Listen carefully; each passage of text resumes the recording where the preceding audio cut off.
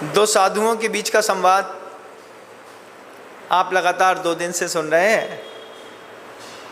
एक दिगंबर मुनिराज हैं और एक और कोई साधु बनके जिन्होंने रस विद्या को प्राप्त किया है, वो अपने बड़े भाई के पास जाकर के उससे कहते हैं कि आप ये रस लेकर के अपने जीवन का सौंदर्य विकसित कर लीजिए।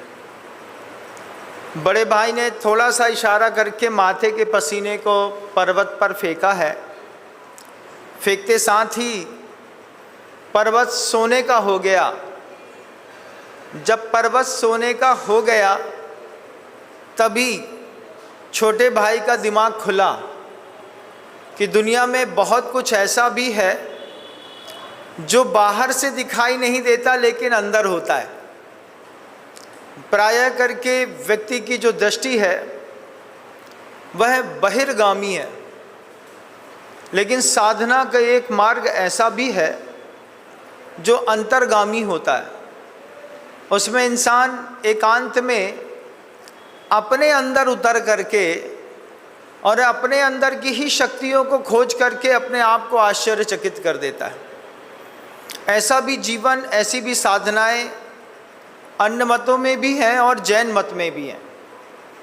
जैन मत कोई छोटा मोटा मत नहीं है। आपको मैंने पहले भी कई बार सोशल मीडिया में जो मुझे सुनते हैं उनको तो मैंने बताया ही है।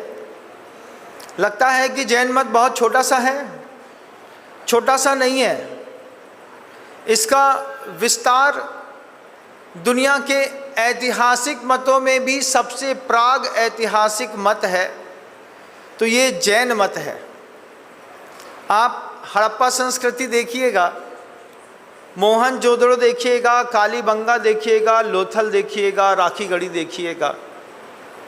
ये आर्कियोलॉजिकल डिपार्टमेंट के जाने माने वो स्थान हैं जहाँ पर 5000, 7000, 12000 साल पुरानी परंपराओं की खोजबीन चलती है।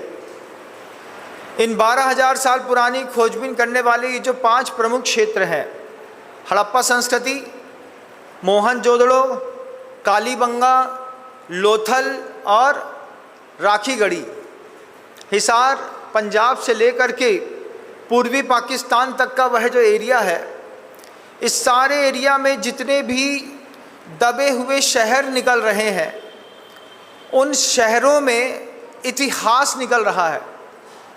अभी राखीगढ़ी के पास एक पुराना मानव कंकाल 2 साल पहले ज़मीन से बाहर निकला था।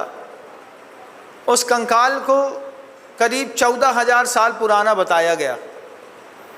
14000 साल पुराना कंकाल बताया गया। फिर उस कंकाल का डीएनए टेस्ट हुआ, क्योंकि जो भी धर्म को मानने वाले लोग हैं उनके स्ट्रक्चर का एक डीएनए होता है। जैसे हिंदुओं का जो है वो H1 है, तो वो H1 डीएनए हिंदुओं का पाया जाता है। जब उस कंकाल को खोदा, उसका डीएनए टेस्ट किया। डीएनए टेस्ट करने पर उस पर H1 डीएनए नहीं मिला। नहीं मिलने पर लोगों को आश्चर्य हुआ कि वे कौन लोग थे, वो कौन सी सभ्यता थी जो हिंदुओं से पहले भी भारत के अंदर रह रही थी। जब इस संस्था पर, उन डीएनए पर विवाद चला, आर्कियोलॉजिकल डिपार्टमेंट ने 17 महीने की रिपोर्टिंग के बाद जब रिपोर्ट सौंपी तो आपको जानकर के सुखद आश्चर्य होगा कि वो जैनों का डीएनए निकला जो 14000 साल पहले किसी व्यक्ति का होगा और अंदर दबा था। H1 है हिंदुओं का, उसमें पाया नहीं गया। तब फिर इसकी डिबेट हुई। ये डिबेट लल्लन टॉप एक सीरियल आता है, उस लल्लन टॉप सीरियल पर यह डिबेट शामिल हुई और बहुत सारे आर्कियोलॉजिकल डिपार्टमेंट्स के लोगों ने कहा कि ये जो डीएनए उस व्यक्ति का कंकाल का मिला है ये हिंदुओं का नहीं है, जैनों का है। जैनों का और हिंदुओं का दोनों का डीएनए स्ट्रक्चर अलग अलग है। अभी भोजशाला को लेकर के जो विवाद सोशल मीडिया पर है, एक बात ध्यान रखिएगा, इतिहास अगर सही तरीके से पढ़ेंगे तो वह भोजशाला वाला स्थान भी किसी न किसी तीर्थंकर के मंदिर के रूप में आपको जरूर दृष्टिगोचर होगा। बहुत सारे आर्कियोलॉजिकल डिपार्टमेंट के लोग मान रहे हैं इस बात को, कई लोग नहीं मानते। आप अजंता एलोरा जाइए, मांगी तुंगी जाइए, वहाँ के पुराने मंदिर और जब बड़ा स्ट्रक्चर देखेंगे आपको आपके इतिहास की जानकारी मिलेगी।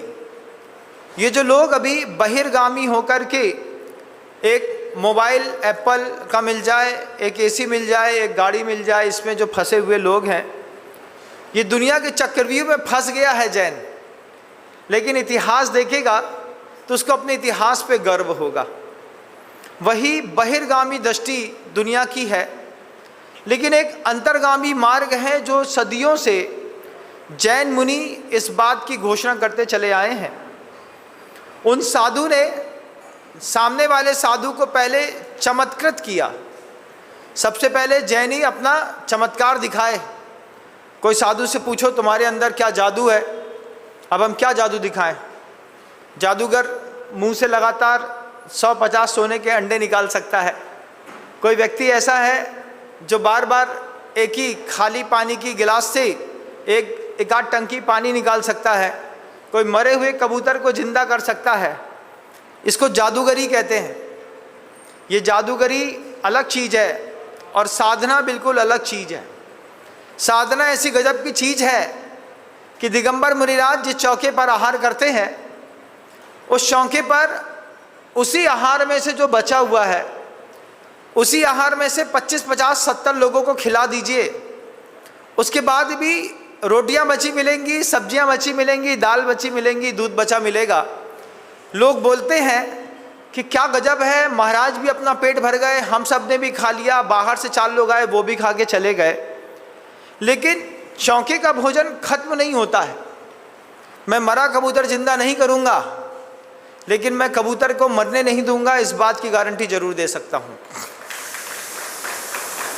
आयु प्राण निकल गया, वापस डालना किसी जादूगर के खेल की बात तो हो सकती है, साधु की बस की बात नहीं।